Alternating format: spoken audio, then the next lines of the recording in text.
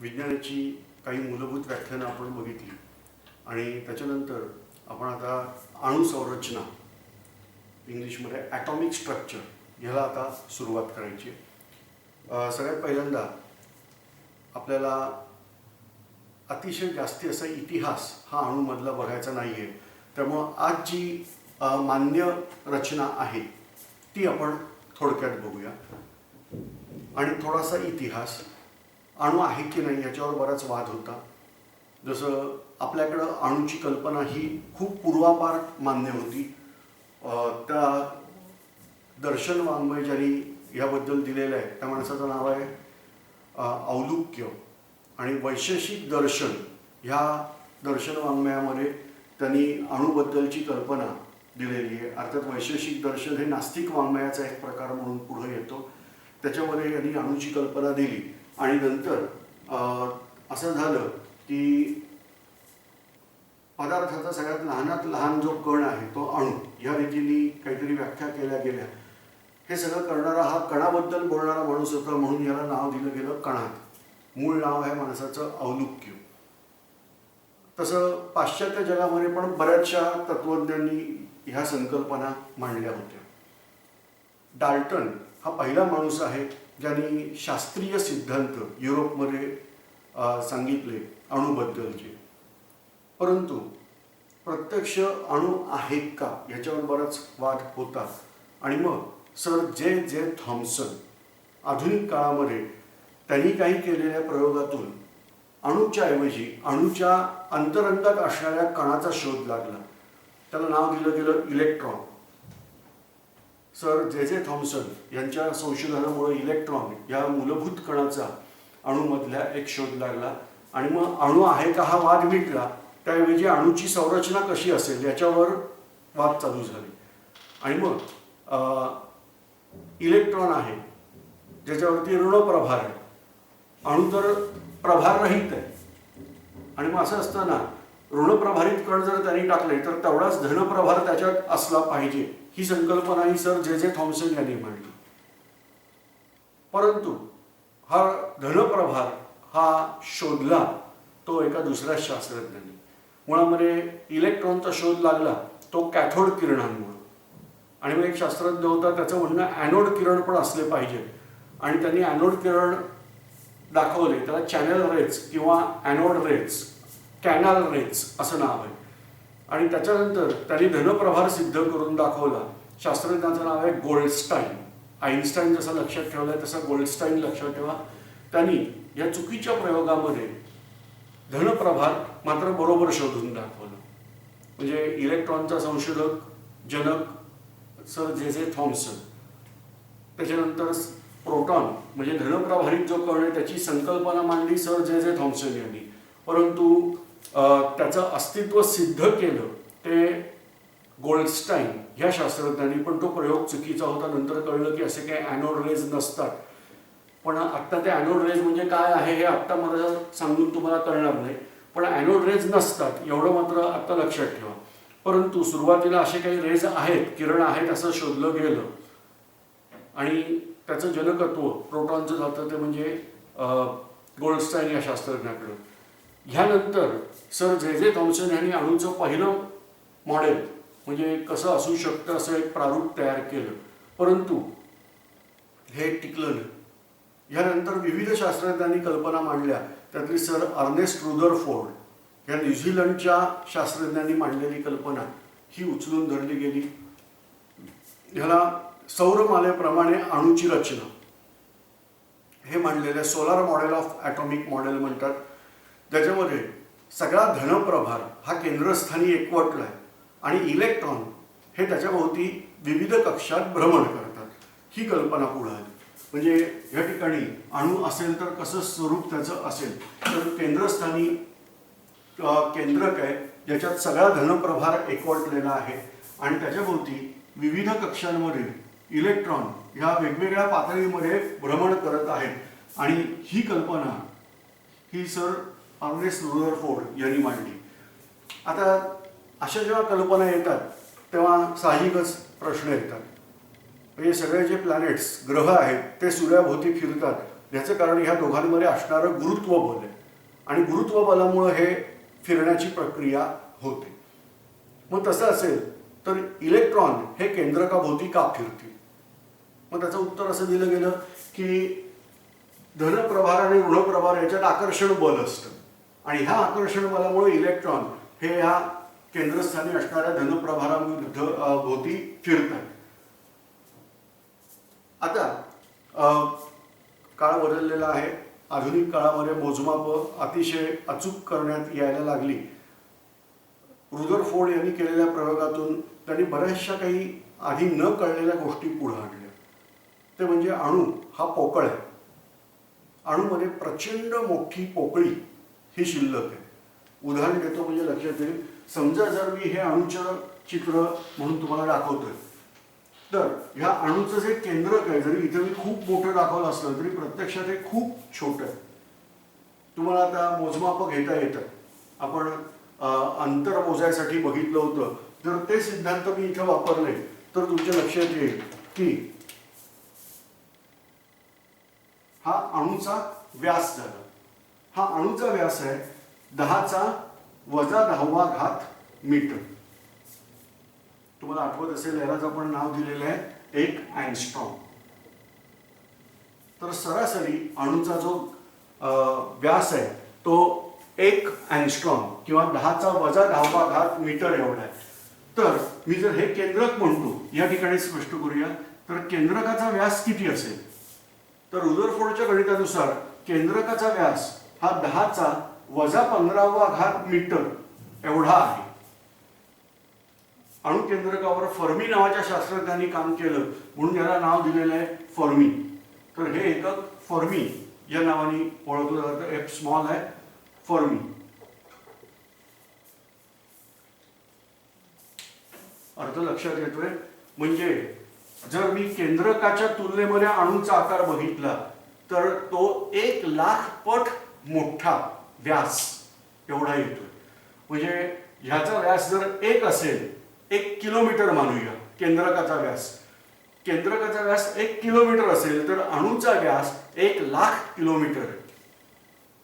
पृथ्वीचाही व्यास एवढा नाही. अंदाजे 12,800 किलोमीटर एवढा व्यास आहे. या ठिकाणी मी म्हणतोय की जर हा 1 किलोमीटर असेल तर हा 1,00,000 किलोमीटर म्हणजे जर डोळ्यासमोर चित्र आणा एखादं वर्तुळ आहे ज्याचा व्यास 1 किलोमीटर आहे हे डोळ्यासमोर आणता येतं. पृथ्वीपेक्षाही जवळजवळ 12×8 8पट मोठ्या आकाराची वस्तू एवढा मोठा अणू आहे. तर केंद्रकाचा आकार केवळ 1 किलोमीटर एवढ्या व्यासाचा आहे. या ठिकाणी लक्षात येईल की अणूमध्ये मोकळी जागा भरपूर आहे आणि हे सगळं वैज्ञानिक प्रयोगानंतर सिद्ध झालेलं आहे. केंद्रक अतिशय सूक्ष्म आहे ज्याच्यामध्ये सगळा धनप्रभार एकवटलेला आहे आणि इलेक्ट्रॉन हे ह्या केंद्रकाभोवती फिरत आहेत. ही संकल्पना सर अर्नेस्ट रुदरफोर्ड यांनी मांडलेली आहे. ह्यानंतर ह्याच रुदरफोर्डचा शिष्य आणि एक जगातला महान शास्त्रज्ञ नील्स बोहर यांनी जी कल्पना मांडली त्या कल्पनेनुसार ह्या पद्धतीतला अणू हा स्थिर होणार नाहीये. याच्यामध्ये अनेक ज्याला आपण म्हणतो एरर्स त्रुटी ह्या अशा इथं होत्या आणि मग ह्या त्रुटी ओव्हरकम करण्यासाठी म्हणून त्यांनी नवीन मॉडेल सांगितलं जे मूलतः मॉडेल हेच आहे. पण त्यांनी सांगितलं असे कुठेही फिरत नाहीत. काही विशिष्ट रस्त्यानेच इलेक्ट्रॉन फिरतात. त्याला त्यांनी नाव दिलं कक्षा ऑर्बिट असं आपण त्याचं इंग्लिशमधलं नाव. तर बऱ्याचशा संकल्पना ज्या आहेत त्या मी इंग्लिशच घेणार आहे कारण साधारणतः 10वीपर्यंत मराठी माध्यमातून पुस्तकं उपलब्ध असतात. परंतु बराचसा संशोधनाचा जो भाग आहे तो इंग्लिशमध्ये आहे आणि अजूनही त्याला मराठी प्रतिशब्द सगळे दिलेले नाहीत. दिले असतील तर ते मला माहीत नाही आहेत आणि त्यामुळे आपण काही संकल्पना या इंग्लिशमधूनच इथं घेणार आहे. माध्यम मात्र मराठी राहील. तर इलेक्ट्रॉन ज्या कक्षेमध्ये फिरतो केंद्रकाभोवती त्याला म्हणायचं ऑर्बिट. नील्स बोरने असं सांगितलं की एका ऑर्बिटमध्ये किती इलेक्ट्रॉन राहतील त्याची पण निश्चित संख्या आहे. त्यांनी एक सूत्रच दिलं ते म्हणजे कक्षेचा क्रमांक काय आहे त्याप्रमाणे इलेक्ट्रॉन तिथं राहणार आहे. म्हणजे त्यांनी कक्षेला नावं दिली. ही पहिली कक्षा के, दुसरी कक्षा एल आणि अशा पद्धतीने त्यांनी कक्षेला नावं दिली. आता पहिल्या कक्षेत किती इलेक्ट्रॉन राहतात कक्षेचा नंबर क्रमांक त्यांनी एन या अक्षराने दाखवलेला आहे. तर एन बरोबर 1 म्हणजे पहिली कक्षा. पहिल्या कक्षेत किती इलेक्ट्रॉन राहतील तर त्यांनी सूत्र दिलेलं आहे 2n चा वर्ग एवढे इलेक्ट्रॉन पहिल्या कक्षेत राहणार. म्हणजे जर तुम्ही बघितलं तर उत्तर येईल 2 गुणिले एकाचा वर्ग. एकाचा वर्ग हा एकच येतो, 1 गुणिले 1 1. तर एकाचा वर्ग 1 गुणिले 2 म्हणजे 2 गुणिले 1 बरोबर उत्तर आलं 2. म्हणजे अशा रीतीने पहिल्या कक्षेत इलेक्ट्रॉन किती राहणार आहेत 2. आता दुसऱ्या कक्षेसाठी काय n बरोबर 2. n बरोबर 2 म्हटलं म्हणजे 2 गुणिले 2 चा वर्ग. आपल्याला माहिती आहे 2 चा वर्ग बरोबर 2 गुणिले 2 बरोबर 4 म्हणून 2 गुणिले 4 उत्तर आलं 8. म्हणजे दुसऱ्या कक्षेत इलेक्ट्रॉन राहतात 8.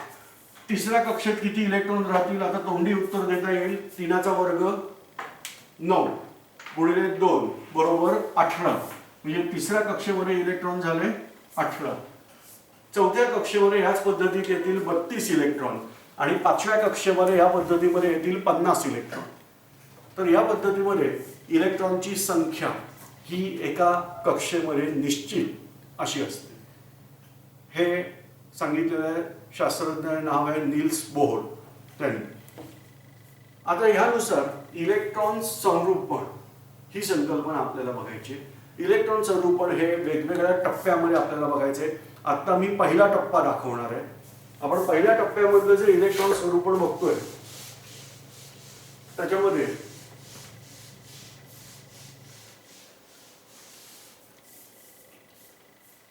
आपल्याला बघायचं इलेक्ट्रॉन कसे भरले जातात कक्षेमध्ये.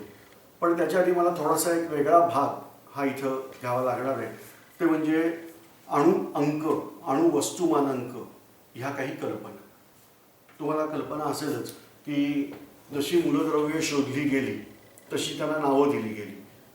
नावं देताना मूलद्रव्यांच्या काही गुणधर्माचा विचार हा प्रामुख्याने केला गेला.